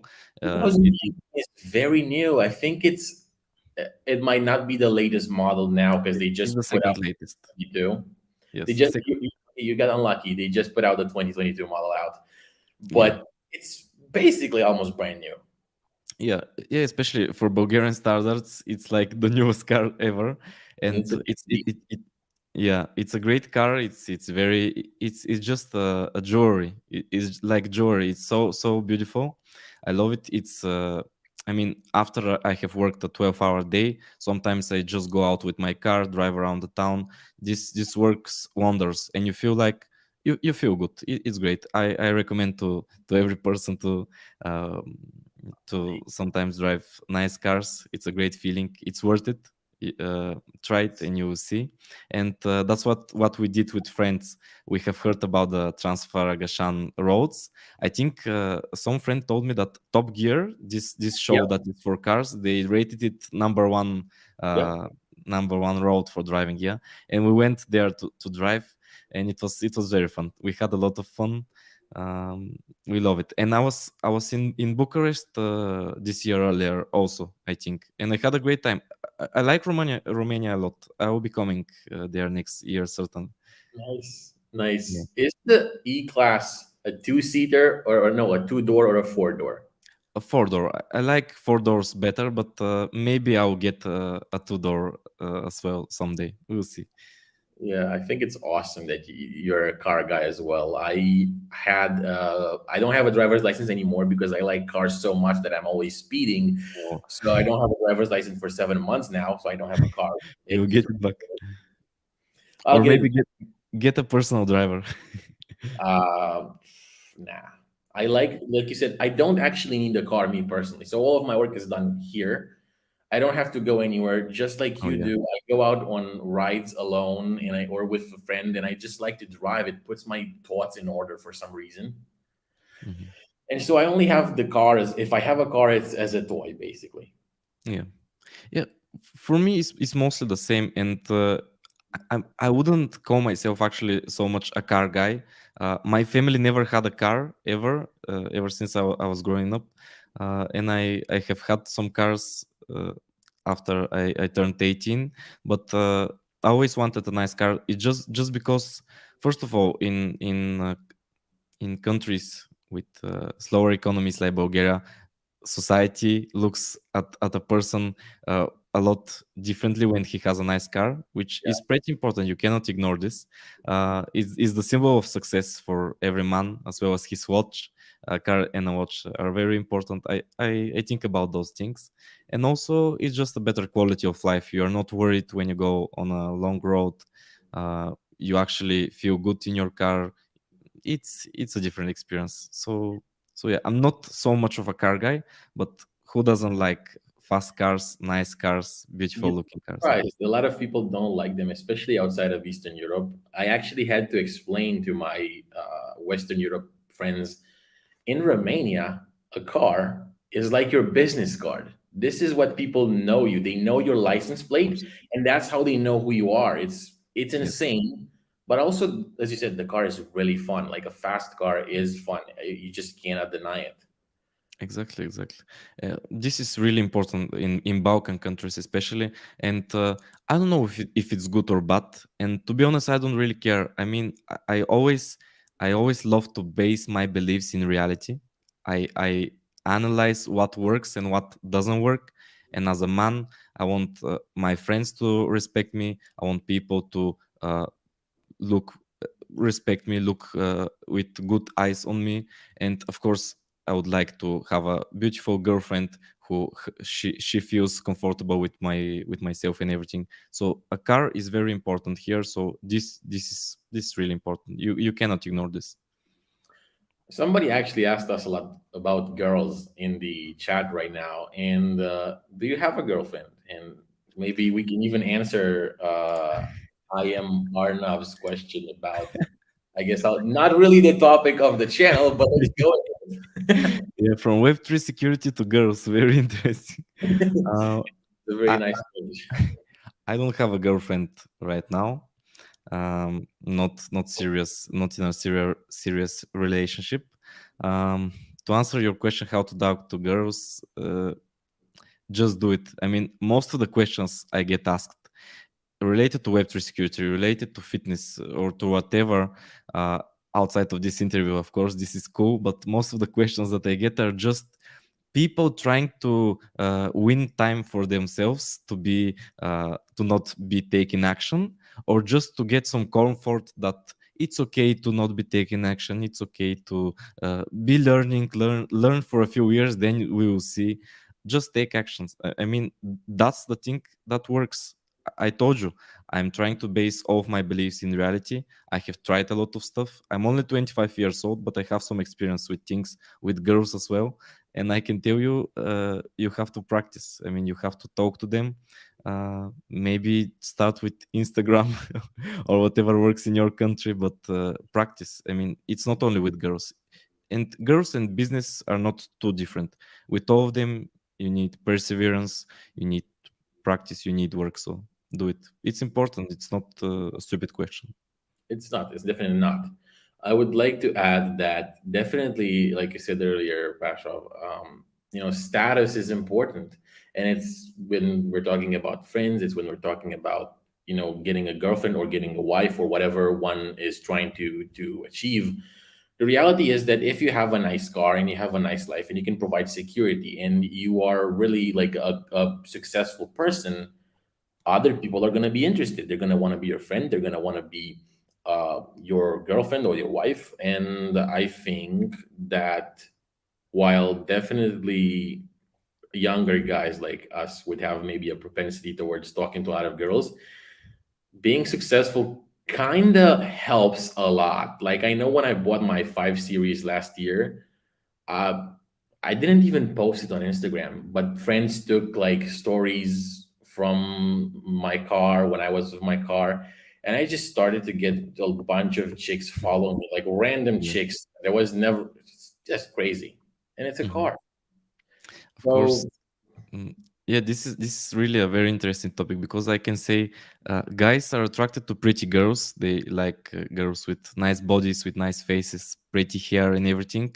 But they get mad when girls like successful people. I mean, it's illogical. It's just that you need to do the work, be successful, man, be attractive to women, and you get attractive women reaching out. It's normal. When you see a nice lady, you probably add her on Instagram. It works the same way, but girls are not that into your looks. I mean, this is still important, but yeah, the most important thing is success. So this again, one of the main reasons also why some people get into, even into software development, I would say. People, especially young men, just want to be successful, want to be respected, and want girls to like them. This is natural, this is in your nature. So it's not a bad thing. I mean, and actually be mindful of this, analyze yourself, and be smart about it. Be successful, and it will work out. But yeah, money is not enough. Certainly, I can tell you this, and success is not enough. It's enough to get attention, but if you cannot speak to girls, even if you get the attention, you lose them pretty quickly. So you need practice. you Go definitely and talk to an girls. interesting person. Sorry. You definitely have to be an interesting person. Definitely. Of course, do fun stuff. Do not be. I mean, I like my strategy. That's what I'm doing it. Work all the time, but have that mindset that you're working all the time, but still do fun stuff on the side. I mean, when on the weekend or at night, whatever, and all the time that you're not doing fun stuff, work, things will be very balanced out. You will like it. Oh, I thought I blocked off. Um, it's really in not just but it's about girls. It's about, I guess, just life enjoyment. I like the way you structured your life, where you don't have a job, you don't have meetings to go to, you can do your study whenever you want, and you can do your work for code arena competitions whenever you want, and you can do it. You can take a break if you want to take a break at noon and go do whatever, you can do it. I'm lucky that my company doesn't put a lot of meetings on me and it's fully remote and async. But even I sometimes have to follow a certain schedule. Like I have a certain meeting here, a certain meeting there. You completely removed that. You went full 100%. And I think that's just so awesome. Mhm. Yeah, that was a very big goal of mine. I mean, I have always been working very hard, and I knew even if I don't have a job, I will be working very hard. But it's different when you are managing your own time. I mean, you have to have a lot of discipline. Sports help here a lot. You have to be very disciplined to still be improving yourself, still be challenging yourself without anyone pushing you. But if you are actually that type of person that has the discipline, that has the mental strength and everything, you won't feel good when someone else is pushing you, and especially when he's pushing you in his direction. I mean, this won't feel right. And in my last company, it was pretty flexible. It was pretty good. I mean, I had uh, 2 or 3 daily meetings a week, and most of the other time I didn't have meetings, which was pretty good.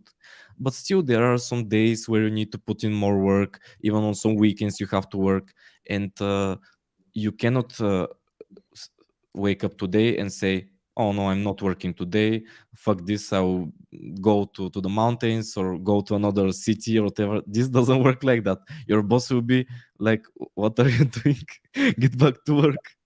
And it doesn't work like this. And every person wants to be the boss of their time, but it's hard. It's very hard to do, and I'm very lucky to have found this niche right now.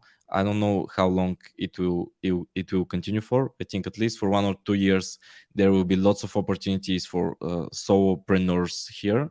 And if I was watching this, I would try to take advantage of this situation and try to do this, because if you are an ambitious person, you can do much better with this. You can even be making more money, probably working less hours if that's what that's what you want, and to have a different lifestyle. Because certainly my lifestyle is different now.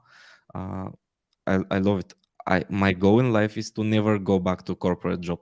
Certainly. It could be a startup job. Startups are very flexible. Like even joining a startup is super lax. The way I joined my company, I never actually built a resume. Well, yeah, I never actually built a resume.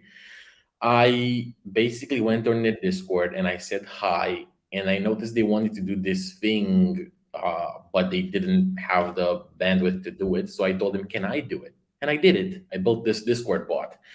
And Mhm. then they liked that. And they said, "Do you want to get paid for a Discord bot?" And I said, "No, I want the job." And they said, "Okay, come here, have a job. Here's the job." And it was pretty cool. Especially in Web3 and like Web3 startups, I feel like it's not like a traditional job where you actually have to go to a location and there's meetings. It's much nicer. But as I said, you are really going 100%. You're getting a lot of extra freedom, which it might feel like those 2, 3, 4, 5 hours a week of meetings, it's just a small portion. But sometimes that meeting in the middle of the day is what actually blocks you from going skiing on a Monday, because that's what you want to do, Yes. even if it's Yeah. only 1 hour. Yeah, it's a problem for your mindset. You just know that maybe you'll get a meeting this day or maybe something else, and it's a mindset problem.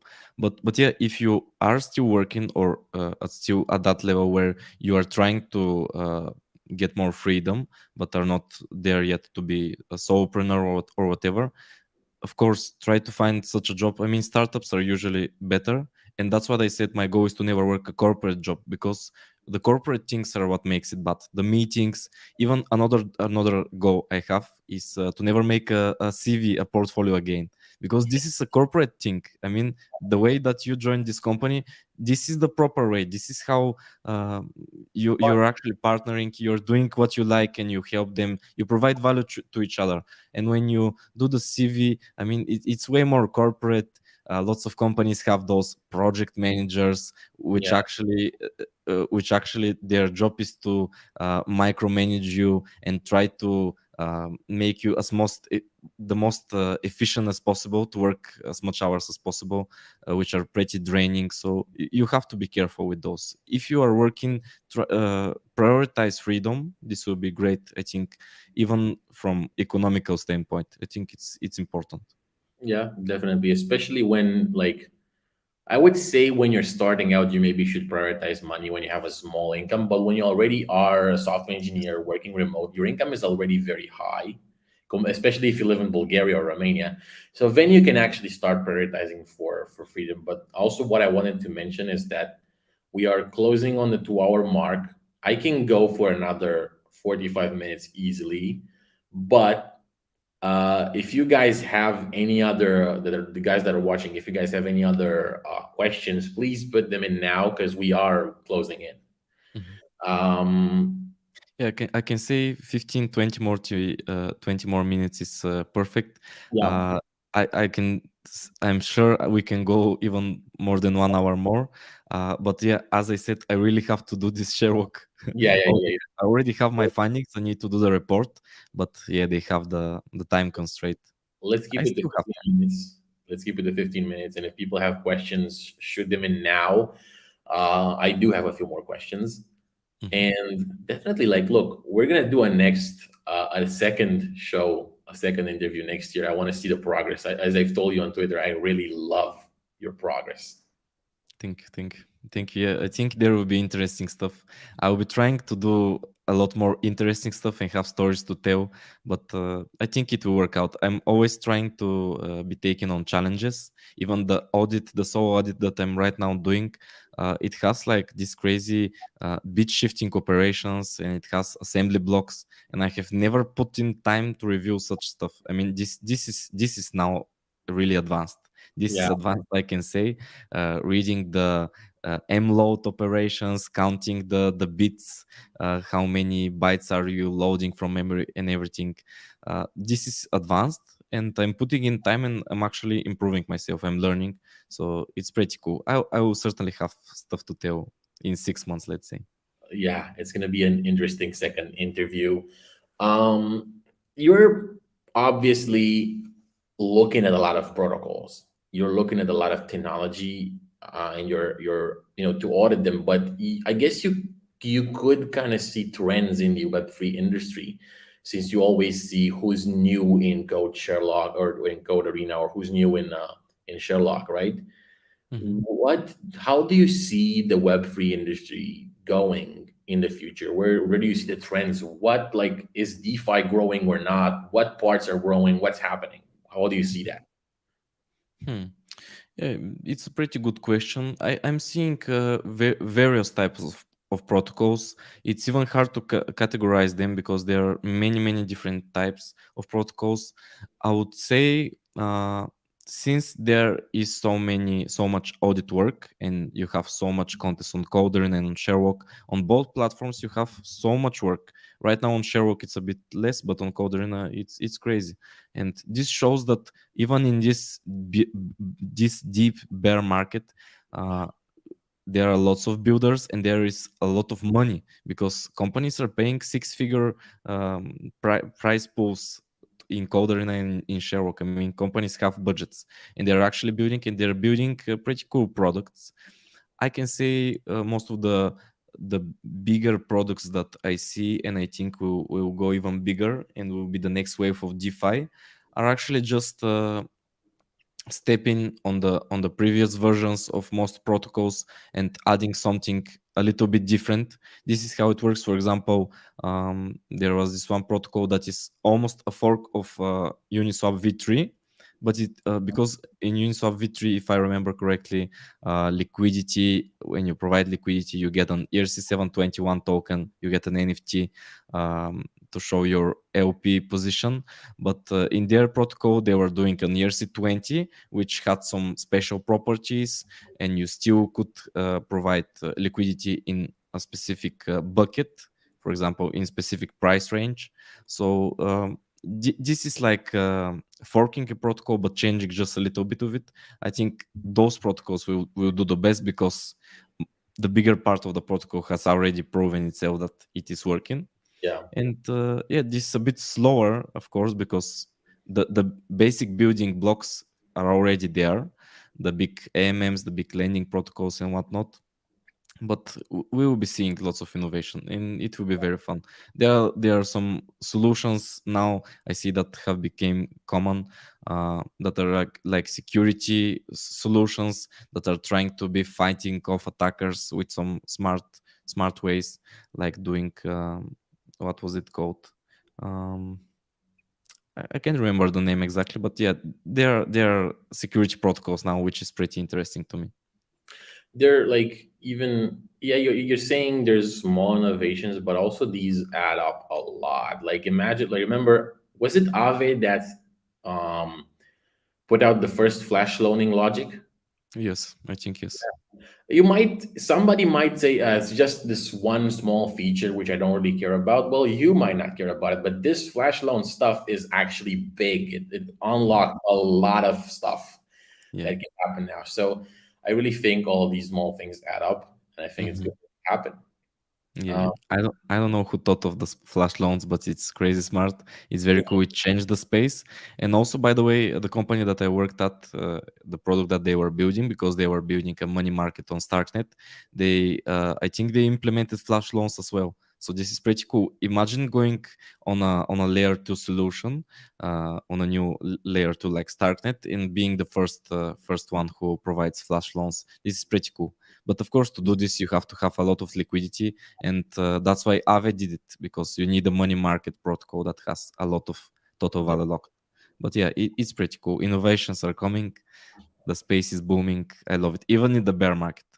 And I think in the bear market, it's the most important to be working hard, because I remember uh, exactly when I was starting last year, as I said, around April or May. Then it was one of the biggest bull markets. The prices were very, very high for each tokens. Everyone was talking about crypto, and I was feeling the FOMO.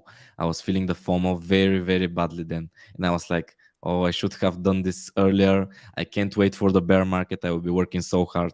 And I'm actually doing this right now. And if you start doing it now, I am sure on the next bull market, you will be doing just fine. I mean, as a developer, as an auditor, as a marketer, whatever you're doing, there will be so much business in the next bull market. I'm betting everything on this. I'm basically betting money on this by risking it, Yep. and being in this industry. You're So, betting your time, which is probably more valuable than any money.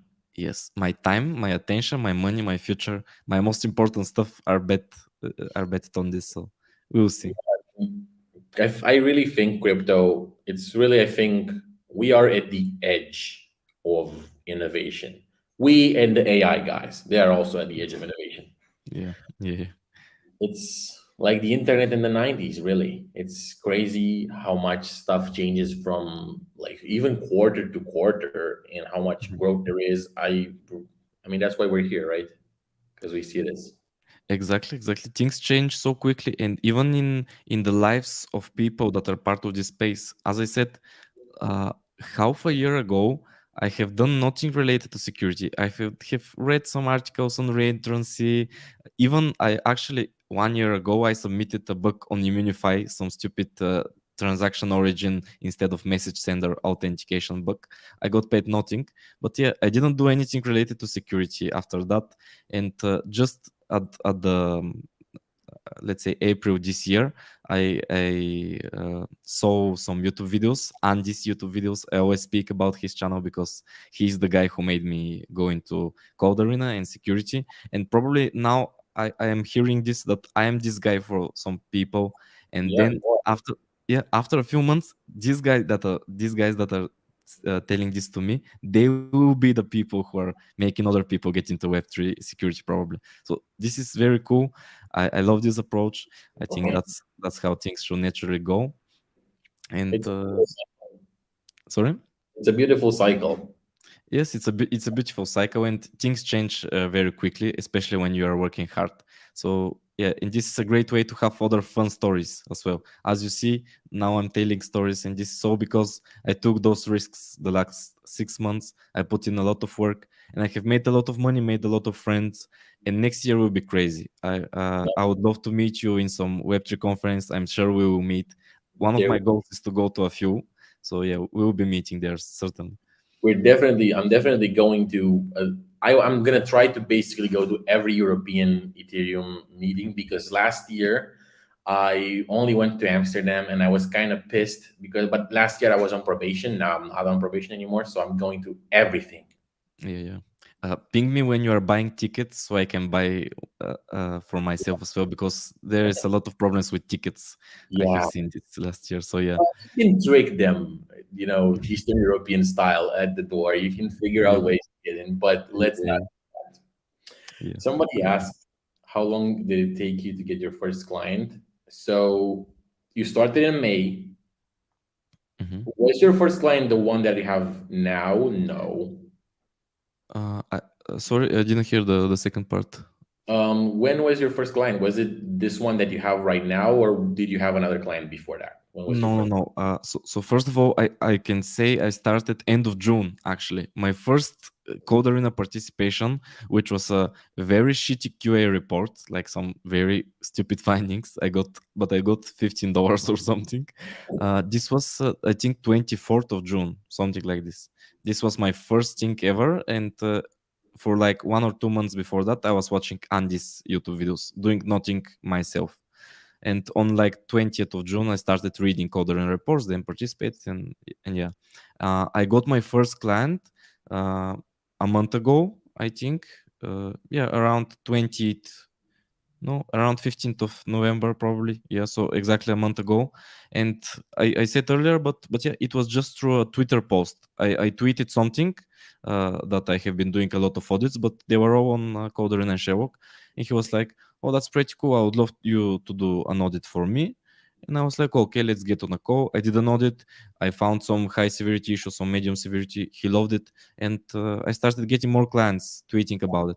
So so yeah, we can say it took me like 5 months, but it's not a great answer because before that, of course, I did a lot of Solidity, I did software development, so it's hard. But you can pretty quickly get clients on Twitter, I would say.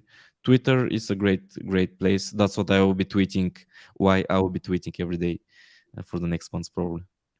That's awesome. I would love to see more of your tweets. Yeah, I have a Um, lot of content coming. I have a pipeline, have some fun tweets. oh, So really, yeah, that's follow cool. me. I do that too, but I don't post as much. But I do have a planner too. Mhm. Oh, yeah. Just take notes whenever I think of something that I think is cool. I just take it down. For example, one of the tweets that is soon coming is I would say June, uh, zero high, zero medium, $0 on Code Arena, and December, whatever the stats are. So, and I will be talking about money. So it's fun. It's important to talk about money as we mentioned earlier. But let me think of something to end the video with, an ending note that is useful to as many people as possible. Hmm. Hmm.